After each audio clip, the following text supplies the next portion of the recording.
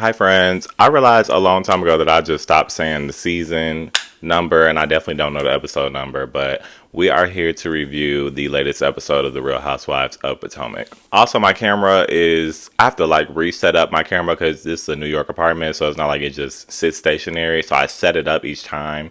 So that's why the girls get like different heights. I say all that to say this camera is super high today, but I kind of live for it. So anywho, I really like this episode. We'll get started. It started off with the clip that we saw. I think we had like two or three clips for this episode. Like I said, I don't really watch them too much, but I saw this one because I was curious. And this is the one where basically, they were having a conversation and Robin says, she felt some type of way about peeping Wendy and Candace making faces at the table while they were talking about Grace going to FAMU. This is when Wendy and Candace, by some way, means or another, heard the conversation, I guess, overheard the conversation and approached and was, they're basically like, what are you guys talking about? And it was very interesting that everybody was doing, the Beyonce mute challenge as we've been talking about on Twitter for a week. And even more that, when prompted over and over, Gizelle's like, well, we'll talk about it later. And the argumentative nature in me really wants to be like, why would we talk about it later if you're talking about it right now? But we'll get into Gizelle's control of when to talk about things or when not to talk about things a little bit later. I love that came up in this episode.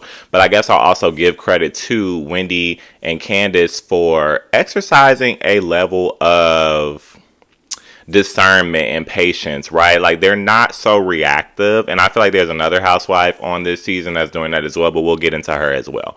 But yeah, so all that said, they come up, they're like, what's going on? Everybody's quiet. Gizelle's like, we'll talk about it later. Wendy says, no, girl, what's the tea? What are you guys saying? Hello, let's have a chat. And, Robin starts slowly getting into the conversation, which is weird because I'm like, you weren't like peddling into the conversation when you were whispering about it to your pals, but now when the people are here that you should say it to their face, you're kind of slow talking. So that's interesting.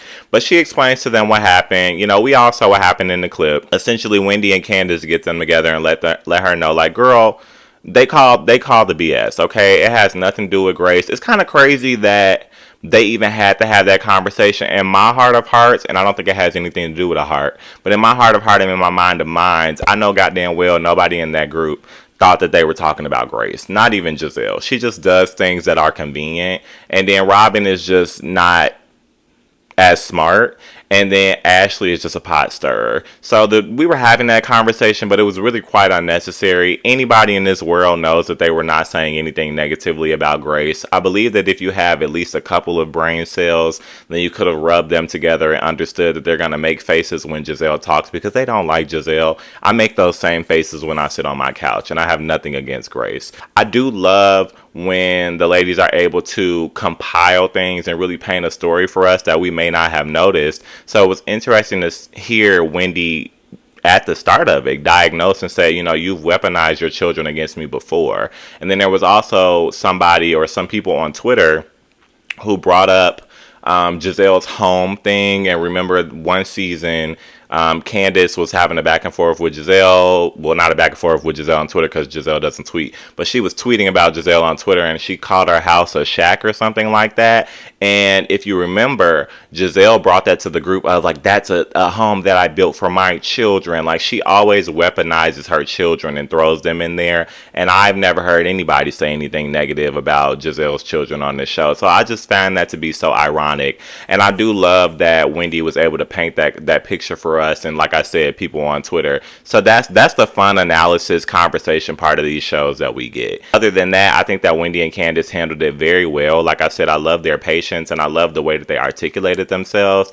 And I can't get over the fact that Robin and Gizelle would rather just talk behind their back but not have a conversation with them. But like I said, we'll get into that thanks to Karen. Gizelle then does a confessional and she's saying that she feels like Karen should have stuck up for her, and I'm trying to figure out who, what, where, when, and why Karen would have had to stick up for her in this instance. And I'm also trying to figure out when has Gizelle ever been that sticker upper for Karen. But it's just the things that were coming out of Gizelle's mouth. It's hard to ascertain whether she really believes them or if she's just, how people just be talking. But sometimes she says it with such conviction that it's like, I think that she believes this. And that's that's interesting to me. Later on, they're at I get confused with which meal it is because I'm not really paying attention to the time of day and we didn't really get the context, but I believe they're at like a dinner. And Karen, which I enjoy, kind of playing that anchor role, right? Getting a conversation started amongst the group. We've got everybody together. Let's have a conversation instead of whispering. And then when you get approached, you don't want to talk about it. I'll stop belaboring that point. But, we've got everybody at the table. Karen kind of starts off with a blast and she's like, okay, so, elephant in the room, Robin and Candace obviously had a heated discussion on the beach. It didn't end very well. Like, where do you guys really stand? And what we saw wasn't necessarily heated, so it leads me to wonder whether there was more to that conversation that we didn't get to see. I'm sure that there was, but I wonder if it mattered, or maybe if Karen was just using interesting words. Not that that really matters as much. It just made me wonder. Her specific thing was like, can you guys get to some area of progression in your relationship? Candace clearly doesn't really want to talk about it. I've seen, not that they were negative things, but I've seen people say on Twitter like, oh, well, Candace doesn't want to talk about the thing with Robin. And obviously a global issue with this Housewives franchise stuff now is the ladies not wanting to talk about things and address things. My point on that specific scenario is I feel like we've had to sit down with Robin and Candace. Candace has talked about it at length, what issues she has with Robin, same Robin has done with Candace. And I think they've reached an impasse. Without necessarily discussing it, it does seem like they've been cordial. Like, they talk in passing on the trip, when they're in the group. So other than that, I think that they've reached an impasse and they're not going to get anywhere on a level of agreeance, right? So I probably wouldn't have anything to say either. And I also feel like a lot of times when the ladies, not necessarily Karen, she broached this conversation, but I think a lot of times when the ladies broach conversations in this group, it is to get a reaction out of people like Candace because she can tend to be reactionary. And that's why she gets her cookies from me for being more like, calm and really just kind of like not engaging in the BS. So I say all that to say I don't have an issue with her in this specific instance not engaging in that conversation because what more is there to really be said? And even me having that conversation with you guys, it's not going to go anywhere. That's just how I feel. But we do get Robin giving a synopsis. I wasn't necessarily mad at the synopsis she gave because it didn't come off as messy. She essentially says, her issue is Candace feels like she didn't do anything wrong. Candace didn't do anything wrong to Robin, but Robin has an issue with the fact that Candace, and we're really big on this weaponizing word, Candace weaponized her tweets against Robin. Somebody cut in, I think it was Wendy, trying to give just a different perspective. I don't necessarily remember what the perspective was, but I think we all understand, like, I don't necessarily agree with Robin at the end of the day, but I don't wholeheartedly agree with Candace either, but I understand where both of them will be upset.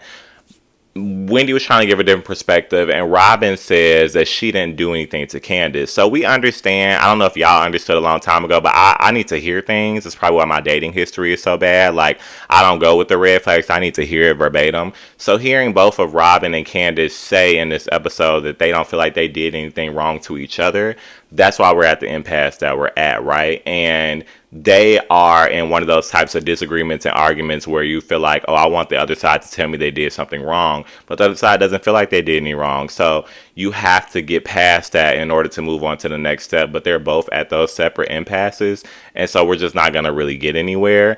But I think that they're both getting to a space on their own where they're like, the conversation is what it is. More so Candace. The conversation is what it is. It's been had. It's done. It's over with. Let's move on.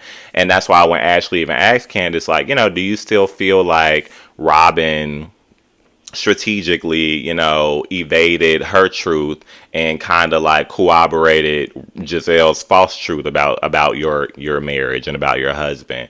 And Candace says, which I think was a very good answer, I don't know, but it doesn't really matter anymore. You know what I'm saying? Like, she had feelings about it. And I think to her credit, she tweeted about those feelings. It's not defamation. People love to throw around that word. It's not defamation. She gave her opinion. A lot of people shared that opinion. Do I necessarily agree with it? Not really. But I do think that it was weird that Robin, to her credit, was kind of in, defense of Chris at first during the season. But then at the reunion was kind of giving like, well, Chris shouldn't have done that. So I wish that Robin could see those two sides of things, but Robin doesn't see a lot of things by choice. So, hey, After that, I don't, again, time frame wasn't really following for me, but Gizelle takes an opportunity, I believe it was the next day, to pull Karen aside. I'm wondering what this conversation is going to be about. It was interesting that she broached the conversation and said that she wanted to explain why she turned down the Surrey trip, because the Surrey trip was 10 episodes ago and nobody really cares that you didn't go. It was quite an enjoyable episode not watching Gizelle. However, she wants to talk about it. It's the obvious reason she didn't go, because of Wendy and Candace, but it seems like she's trying to make this conversation more important than it is. And then she continues to say that, she feels like, which I feel like is unfounded, but she feels like Karen acts differently around Candace and Wendy. And so I took my thought process immediately. I'm like, maybe, because I do like to be impartial and considerate, even though I think everything that Gizelle says is bullshit. I'm still going to consider it. And I had already made up my mind, like, well, the interaction is different because when you're around the full group, including Wendy and Candace, like I just said, you guys tend to do things to kind of get them to react, and y'all do weird stuff and y'all try to ice them out. And Karen plays the middle, but she's more so broaching the conversations that need to be had and holding you guys accountable and just kind of having tough conversations, and at the end of the day just not being in blind agreement with Robin and Gizelle's antics. At the end of the day, that's really what it is. Like when Candace and Wendy are around, you guys are actively being adverse to their presence and doing weird stuff to ice them out, and Karen is not participating in it, and that bothers you guys. So it just definitely comes off as you just want Karen to participate in this ice out, and it's not going to happen. It's not that she's acting differently. And then to go even further, the audacity of it all, I couldn't believe, like, Gizelle hasn't talked all season, but now for her to come out of her mouth and say stupid stuff like this was alarming. And she's saying, when is Karen going to put her foot down and say kids are off limits? And I love that Karen turned up on her and said, girl, first of all, if that was such a strong standpoint for you and you really felt like that's something you needed to march for, then you could have done that yourself.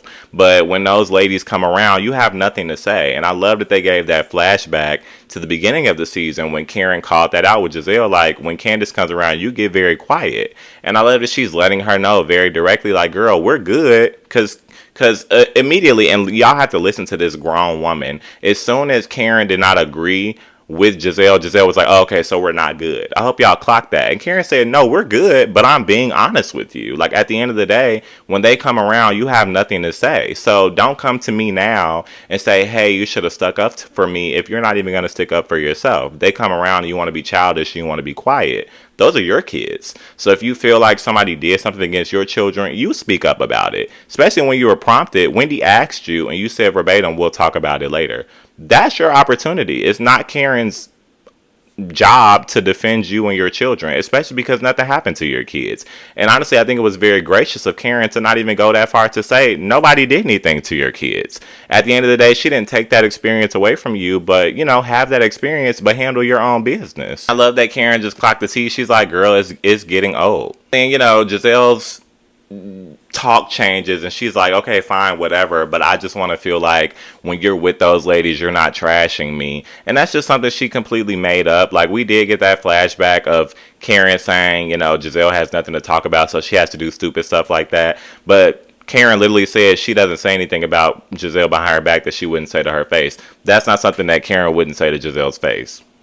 That's not even a horrible thing. People say that about Gizelle every single day. She doesn't have any business. So, and without really like saying it, Karen is just like, girl, at the end of the day, your issue, she said it in the confessional, but not necessarily to Gizelle. She said your issue is with them. And then she's like, I don't think you're a bad person at the end of the day. Like, I know you can be cool, but you need to let them know it. Like, that's between you and them. It don't have nothing to do with Karen.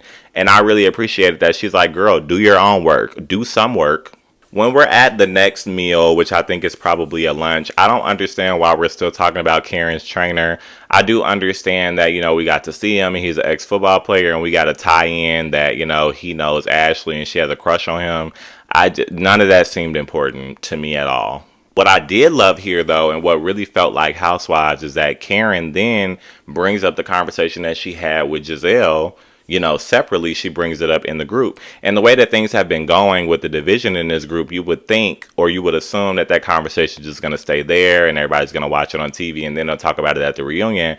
But I like that, they had that conversation where Gizelle is trying to get Karen to do her dirty work, and Karen brings it to the group like, well, no, this is the conversation that we had, and this is what it is. I thought that was fantastic. Of course, the premise was saying, like, Gizelle feels like I'm different when I hang around Wendy and Candace. And of course, Mia agrees. And of course, Ashley agrees. And, Robin kind of says, I don't really have a stake in it because me and Karen aren't that close. And she's like, I don't really have any expectations. Karen throws her read in there like, girl, we don't have any expectations for each other. Great. I just could not believe, from my mouth to God's ears, back on down to Wendy's ears, that she understood exactly what was going on. She's like, no, Karen's just holding y'all accountable. Like, I love that she was able to clock that at the table, because I felt like I had created math when I figured that out. I'm just like, but that's the fun part, like looking at these dynamics and kind of reading between the lines and figuring out what the real issue is. And it's always fun to see it actually be played out on the television screen, because that's the type of conversation that you want to see had.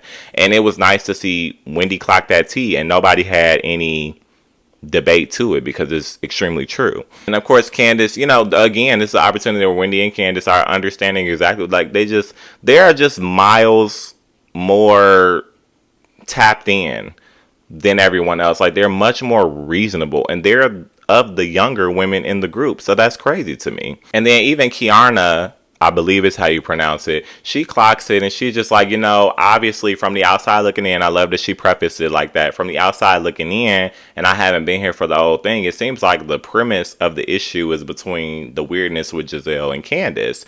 And I love that Wendy, that's a discussion, right? It's not a messy thing, but Wendy adds color. She's like, also, you need to understand, it's not that people are just beefing for the sake of beefing. Like, people actually really had relationships here before these fallouts happened. And she even talked about the relationship that she previously had with, Gizelle. And we got flashbacks. And I kind of forgot about that. And I'm like, they were pretty cool. So you do have to understand the magnitude of a fallout like that when you are cool with somebody and then that person starts acting weird. That it's going to create some type of a distance and a weirdness where you aren't just going to bounce back, understandably. But it's nice to now, finally, after 45 episodes of this season, be at least having conversations about it, and at least be dotting the I's and crossing the T's, and at least be, calling a spade and saying, this is the issue, this is where we came from, this is where we are now, and this is what's going on. Like, that's all that we want to hear, instead of just watching y'all sit in the same room and not speak. At the same time, Gizelle is still sitting at the end of the table, not having anything to say, after she asked Karen to fight her battles for her.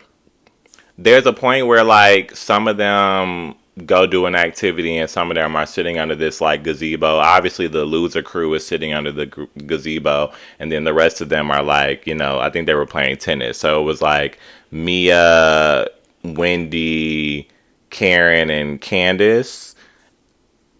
And then it was the loser crew. So, like, Robin, Aneka, Gizelle, who else was over there?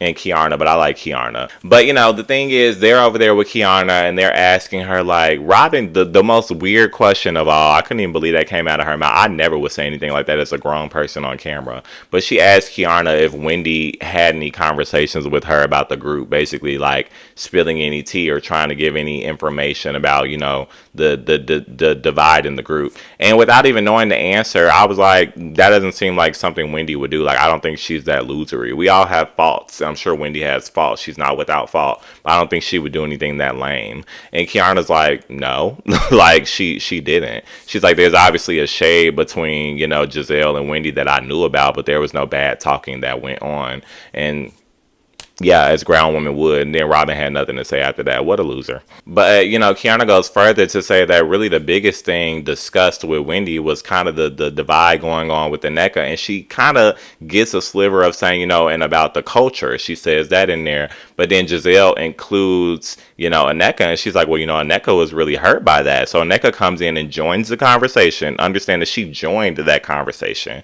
And Kiarna was already giving, like she did at that meal, she was just giving her perspective from the outside looking in. And this time she was prompted. They asked her about communications that she had about the group with Wendy. And she was simply saying, as it relates, because Gizelle brought brought Aneka in. She's like, as it relates to the Aneka thing, like, at the end of the day, if it were me, then I would, apologize and I would just move on. If that's what it is. And Aneka gets defensive and she's like, well, I felt like I was hurt too. And I wish that Kiana would have got more into that. It's not her situation, but she could have gotten more into that because it's like, okay, you feel hurt, but it's not at the hands of Wendy. We already talked about that when you and Wendy went to go eat. Wendy didn't do anything to you. You're upset about Wendy's sister and her mother, but Wendy didn't do anything to you. Whereas you called Wendy's mother a witch, and you called Wendy a B word, and you came on the show where Wendy is and actively participated in trying to ice her out.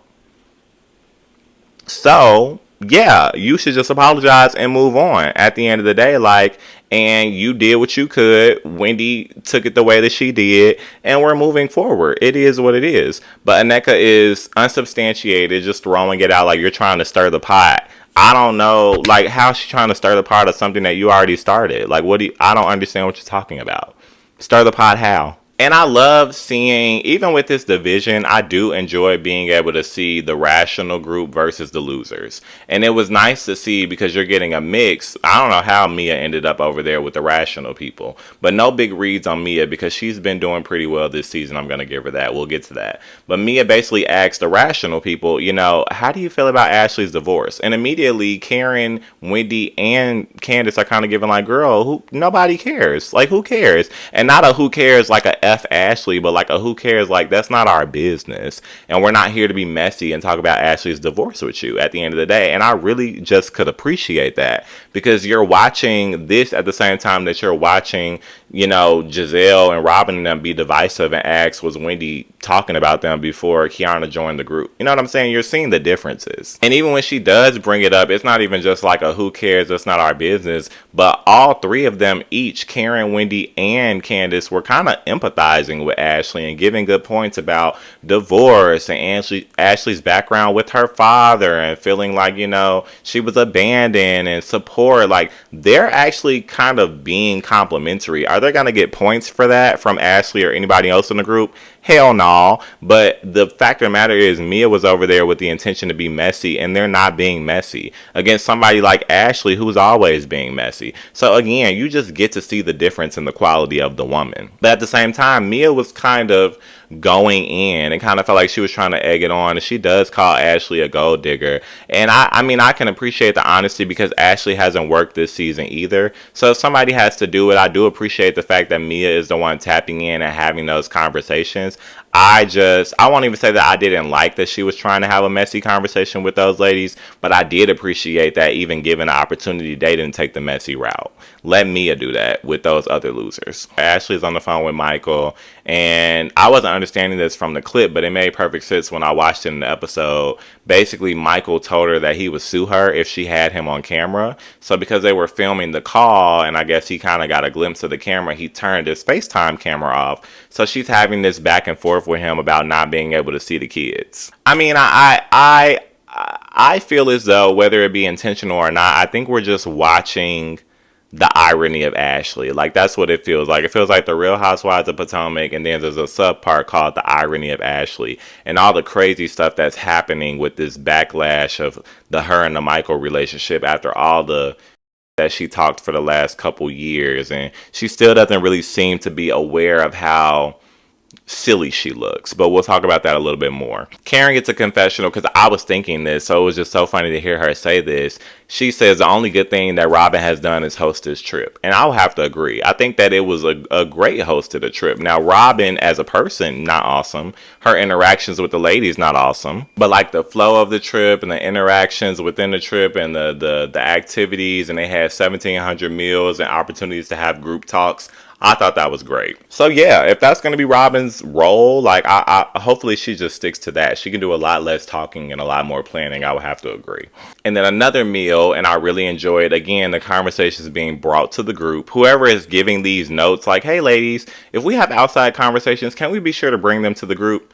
Thank you. Like, whatever happened to that on Housewives? Like, can we please chat amongst the group? So, Wendy and Candace bring up the conversation that they had with Mia. It wasn't brought up in a messy way. It was kind of playful. And Mia was, they were piecing it piece by piece. And Mia was saying, yes, I did say that. Yes, I did say that. And the gist was that, she called Ashley a gold digger. And then I appreciate that Mia, took over. She's like, I said it. So she, as a real adult would, she said it to Ashley's face. She's like, I just feel like you don't want to get a divorce because you're a gold digger. And Ashley tries to get a read in her confessional and say, Mia's just mad because she thought she was gold digging, but she ended up with nothing. And I'm like, but that's why I'm like, the lack of self awareness is crazy because Ashley, you have nothing. You have nothing. Like you got this house that Michael's still helping you pay for. You have a car that you just said Michael's still helping you pay for. And then you get child support. You don't get any alimony, so the money is just for the kids, which is fantastic. He should be helping take care of his kids, but you don't have anything. And then you got this joint account, but you said you're scared to use it. And then he's threatening to sue you. So she just doesn't have room to read your kids a book, but like reading these ladies, not gonna work. Probably why Ashley's sitting where she is at the reunion.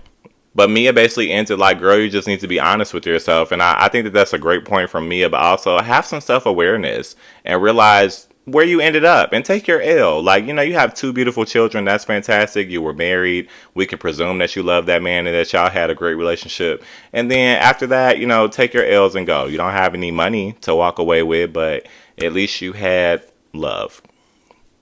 But then we're talking more about, I need to know where this is coming from and why. But we're talking more about Karen's trainer, and Robin's asking her, like, why don't you have a trainer? Because I guess Karen was having a heart problem, but Karen was like, Robin's asking, well, why don't you have a trainer that's more suited for your heart issue? And not necessarily a bad question, but it's also like, why does it matter? Like, I'm missing the context here. It just feels like they were poking at Karen to try to discredit her. That's what it always feels like. I feel like Karen be lying as well, but this is just not something that it doesn't really matter. And that's where the irony comes in as well, because Gizelle's always talking about, well, Karen doesn't stick up for me, but her sidekick is over here picking at who she chooses to train with at the gym, and Gizelle's over there cackling and kikiing. Like, I don't understand it. Like, at the end of the day, and then they poke at it. They're like, do you have a heart problem or are you in good shape? Because Karen's like, it shouldn't matter who I work out with. Like, I'm a 60-year-old woman and I'm in good shape. Like, well, do you have a heart problem or are you in good shape? And it's like, are you stupid, Robin? Like, you can have both. Like, you can still be in good shape and work out and still have a heart problem. Like, are you dumb? So, I mean, again, like, sure, it'd be a decent point to say, like, hey, have you ever considered, like, getting a doctor that'll probably directly, not a doctor, a trainer that'll directly, have you do exercises that help your heart? I think that's a good question. But if you come from a standpoint like Robin and Gizelle and you're just trying to discredit Karen for whatever reason, I'm trying to figure it out, but you want to know why she choose that specific trainer. I guess maybe trying to insinuate that she has an inappropriate relationship with him, because what else do Robin and Gizelle do? But it's just unnecessary, and I don't understand why we're having that conversation. What difference does it make? So all in all, I thought it was a really good episode. I don't really have much to say about the whole Ashley birthday thing and the montage they did. A, because I don't care, and B, I don't know if it contributes to anything. I know if there was some speculation as to whether that was like a farewell to the franchise, because she also did that video after the reunion explaining, she's happy for the support and she couldn't share that much. I just don't care. Like, we'll see what happens, I guess. I'm not gonna speculate about cast. I'm going to stay where I'm at. But, I thought it was a really good episode. I enjoyed it. I love the amount of conversation and dynamic that we got, and I just think that needs to continue. And from the previews of the next episode, it seems as though it is. So I love that we reached a turning point in this season, even though this season is 700,000 episodes. And I wish that they would have done this from the jump. But, hey, we'll see how they wrap it up towards the end. But I enjoyed it. I'm glad the trip is over. I think it was successful and I had a good time. So we will see what happens in the next one.